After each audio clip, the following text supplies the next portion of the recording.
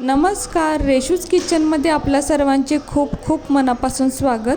आज आपण सिमला मिरची व रव्याची अशी एक मस्त कुरकुरीत व पौष्टिक रेसिपी बनवणार आहोत की मुलं तर रोजच हट्टाने मागून खातील. चला तर मग रेसिपीला सुरुवात करूया. तर इथे एक चॉपिंग पॅड घ्यायचा, यानंतर एक मीडियम साईजची सिमला मिरची घ्यायची. तर सिमला मिरची आता आपल्याला कट करून घ्यायची आहे. तर सर्वात आधी सिमला मिरचीच्या बिया काढून टाकायच्या. तर त्यासाठी पहा, मी सिमला मिरची अशी मधून कट करून घेतलेली आहे व यानंतर जो वरचा देठ असतो ना, तो पहिला पूर्ण काढून टाकायचा, म्हणजे यासोबत या बियासुद्धा निघतात. तर सिमला मिरचीतील बिया काढण्याची ही अगदी सर्वात सोपी पद्धत आहे. यानंतर ही सिमला मिरची उलट करून थोडीशी झाडून घ्यायची, म्हणजे सर्व बिया निघून जातात. आता यानंतर सिमला मिरची आपल्याला इथे चिरून घ्यायची आहे. तर मी आता इथे सिमला मिरची मोठी मोठी कापत आहे, पण या सिमला मिरचीचे काप मात्र पातळ करून घ्यायचे. तर हे पहा, तर अशा पद्धतीने सर्व सिमला मिरची आपण इथे चिरून घेऊया. तर बघू शकताय अगदी पातळ मी कापून घेतलेली आहेत. तर याचे काप मी थोडे मोठे केलेले आहेत. आपल्याला आवडत असेल तर यापेक्षा छोटे काप आपण करून घेऊ शकतो. यानंतर आपल्याला एक मीडियम साईजचा कांदासुद्धा घ्यायचा आहे. तर कांदासुद्धा आपण इथे चिरून घेऊयात. तर कांद्याचे साल काढल्यानंतर कांद्याचा हा मुळाचा भाग काढून टाकायचा. तर इथे बघू शकताय तितकाच मुळाचा भाग काढून टाकलेला आहे, पूर्ण आडवा कापलेला नाही आहे, म्हणजे कांदा आपला जरासुद्धा वेस्ट जात नाही. तर या पद्धतीने मुळाचा भाग काढून टाकायचा. यानंतर देठसुद्धा कापायचा आणि कांदा इथे चिरून घ्यायचा.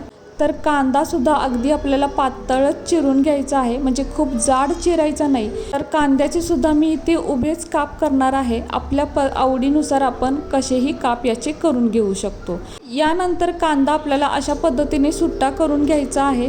तर कांद्याचा मुळाचा भाग काढल्यामुळे कांदा असा पटकन मोकळा सुटसुटीत होतो. व यानंतर कांदासुद्धा एका प्लेटमध्ये काढून घेऊयात. त्यानंतर इथे आपल्याला एक मीडियम साईजचा टोमॅटोसुद्धा घ्यायचा आहे. तर टोमॅटो लाल भडक बघूनच घ्यायचा. यानंतर टोमॅटोच्या बिया आपल्याला या काढून टाकायच्या आहेत, कारण टोमॅटोच्या बिया आपल्या आरोग्यासाठी चांगल्या नसतात. आता यानंतर टोमॅटोचा थोडासा देठाचा भाग काढून टाकायचा व टोमॅटोसुद्धा जसा आपण कांदा आणि सिमला मिरची चिरून घेतलेली आहे, अगदी त्याच पद्धतीने पातळ आणि उभा कापून घ्यायचा, किंवा आपल्या आवडीप्रमाणे आपण टोमॅटोसुद्धा चिरून घेऊ शकतो. तर आता इथे आपला टोमॅटोसुद्धा चिरून झालेला आहे. आता यानंतर इथे एक भांडं घ्यायचं. तर मी मोठा बाऊल घेतलेला आहे व यामध्ये आता कापून ठेवलेली सिमला मिरची घालायची, तसेच कापून ठेवलेला कांदा व टोमॅटोसुद्धा घालायचा. त्याचप्रमाणे आपल्या आवडीच्या अजून काही भाज्या असतील किंवा मुलांच्या आवडीच्या अजून काही भाज्या असतील तर त्यासुद्धा इथे घातल्या तरीही चालतील. आता यानंतर इथे मी 1.5 वाटी रवासुद्धा घालणार आहे. तर आपण शिरा उपमा करण्यासाठी जो रवा वापरतो तोच मी इथे वापरला आहे, कारण घरामध्ये तोच असतो, किंवा बारीक रवा वापरला तरीसुद्धा चालेल. आता सर्वात आधी हा रवा यामध्ये चांगला मिक्स करून घ्यायचा, म्हणजे यामध्ये लगेच पाणी टाकायचं नाही, तर आधी रवा चांगला मिक्स करायचा. तर आता इथे मला भांडं थोडंसं छोटं वाटते, मी हे दुसऱ्या भांड्यामध्ये काढून घेते. तर मी हे दुसऱ्या भांड्यामध्ये काढून घेतलेलं आहे. आणि हे पहा, आता हे मिक्स करणं थोडंसं मला सोपं जाते. तर घेतानाच तुम्ही भांडं मोठंच घ्या, म्हणजे मिक्स करायला अगदी सोपं जाईल. तर आता भाज्यांच्या पाण्यामुळे हा रवा थोडासा इथे ओला झालेला आहे. तर आता यानंतर काय करायचं, ज्या वाटीने आपण रवा घेतलेला आहे त्याच वाटीने मी ते 1 वाटी पाणी घेतलेलं आहे. तर पाणी यामध्ये असं थोडं थोडं ओतून मिक्स करून घ्यायचं आहे, कारण आपल्याला इथे बॅटर बनवायचं नाही आणि अगदी घट्ट गोळासुद्धा मळायचा नाही. त्यामुळे थोडं थोडं पाणी ओतूनच यामध्ये मिक्स करून घ्यायचं आहे.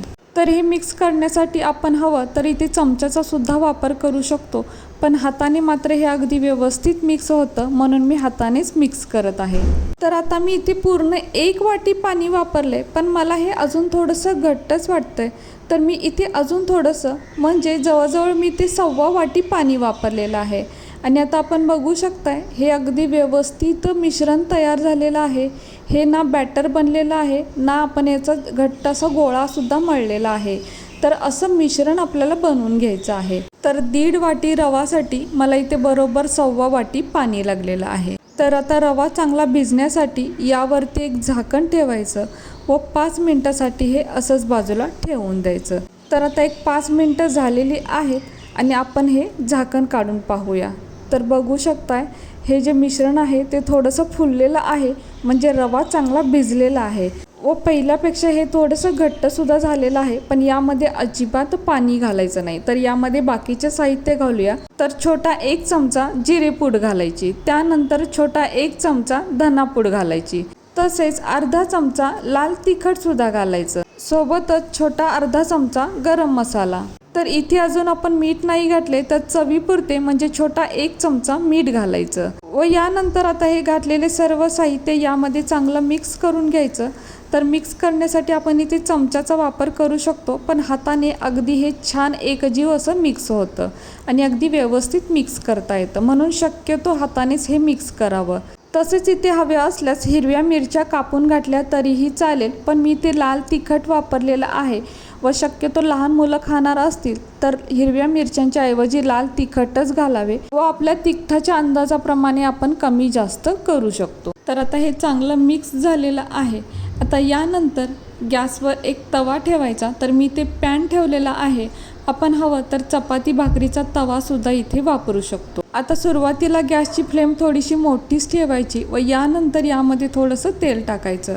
तर अगदी थोडासाच तेलाचा वापर करायचा आहे व तेल सगळीकडे पसरून घ्यायचं. यानंतर या मिश्रणातलं थोडंसं मिश्रण घेऊन हे आपल्याला चांगलं पसरून घ्यायचं आहे. तर अंदाजे मी इथे 2 मोठे चमचे मिश्रण घेतलेलं आहे आणि ते असं चांगलं व्यवस्थित थापून घ्यायचं आहे. तर इथे आपल्याला अजिबात जाड ठेवायचं नाही, शक्य होईल तितकं हे पातळच थापून घ्यायचं. आता यानंतर यावरती झाकण ठेवायचं व बारीक गॅसवर असंच ठेवून द्यायचं. तर आता 1 मिनिटभर इथे झालेलं आहे. आता आपण हे झाकण काढून पाहूया. तर इथे आपण बघू शकतो हे छान असं वाफवलं गेलेलं आहे. यामुळे काय होतं, रवासुद्धा चांगला शिजतो आणि ज्या काही आपण भाज्या घेतलेल्या आहेत त्यासुद्धा अगदी छान शिजतात. तर यावरती थोडंसं तेल घालायचं. तर तेलाऐवजी आपण इथे तूप किंवा बटरसुद्धा वापरू शकतो व हे पलटून घ्यायचं. तर ज्या काही आपण यामध्ये भाज्या घातलेल्या आहेत त्या अगदी पातळ चिरलेल्या होत्या, त्यामुळे त्या पटकन शिजतात, शिजायला वेळ लागत नाहीत. म्हणूनच इथे भाज्या अगदी पातळ चिरून घालायच्या आणि यानंतर थोडंसं प्रेस करत करत हे चांगलं भाजून घ्यायचं. तर आता आपल्याला गॅसची फ्लेम लो टू मीडियममध्ये ठेवायची. तर आता दुसरी साईडसुद्धा चांगली भाजून घ्यायची व हे सुद्धा आता आपण पलटून पाहूया. तर दोन्ही साईडनी सुद्धा पलटायला हे अगदी सोपं जातं आणि बघू शकताय अगदी छान भाजलं गेलेलं आहे. आपल्याला हवं तर आपण अजून छान असं खरपूस भाजून घेऊ शकतो, म्हणजे छान कुरकुरीतसुद्धा होतं. आता हे आपण एका प्लेटवरती काढून घेऊयात. आता आपण हवं तर हे असंच खाऊ शकतो, असं सुद्धा हे खूप टेस्टी लागतं. पण आता सध्या मुलांना सुट्ट्या पडलेल्या आहेत, तर मुलांसाठी हे आपण अजून टेस्टी बनवूयात. तर मी इथे एका वाटीमध्ये थोडासा सॉस घेतलेला आहे. आता यावरती आपण सॉस लावून घेऊयात. तर मी इथे थोडासाच टोमॅटो सॉस वापरलेला आहे. यानंतर यावरती थोडंसं चीजसुद्धा किसून घेऊयात. हवं तर आपण इथे मोझेरेला चीज म्हणजे आपल्या आवडीचं चीजसुद्धा वापरू शकतो. तर यामध्ये आपण बेकिंग सोडा, इनो काहीही न वापरता बनवलेलं आहे आणि मुलांसाठी ते खूपच पौष्टिक आहे. तर बघू शकताय ही आपली रेसिपी इथे तयार आहे. आता आपण हवं तर पिझ्झा कटरने किंवा सुरीने किंवा अशा पद्धतीने उलाटण्याने हे आपण कट करून घेऊ शकतो. तर जसा रवा पिझ्झा लागतो ना, अगदी त्याचप्रमाणे हे बनलेलं आहे. पण इथे आपण सोडा किंवा इनो वापरलेलं नाही आणि बघू शकताय किती छान असं हे तयार झालेलं आहे आणि टेस्टला म्हणाल तर खूपच टेस्टी लागतं. मुलांना तर नक्कीच आवडेल. मुलं तर रोज बनवून मागतील, इतकं हे टेस्टी तयार होतं. तर तुम्ही एकदा नक्की करून पहा. बनवायला खूप सोपं आहे, कमी वेळेत आणि कमी साहित्यात बनतं. तर कशी वाटली तुम्हाला ही आजची रेसिपी जर आवडली असेल तर आपल्या माणसांसोबत नक्कीच शेअर करा.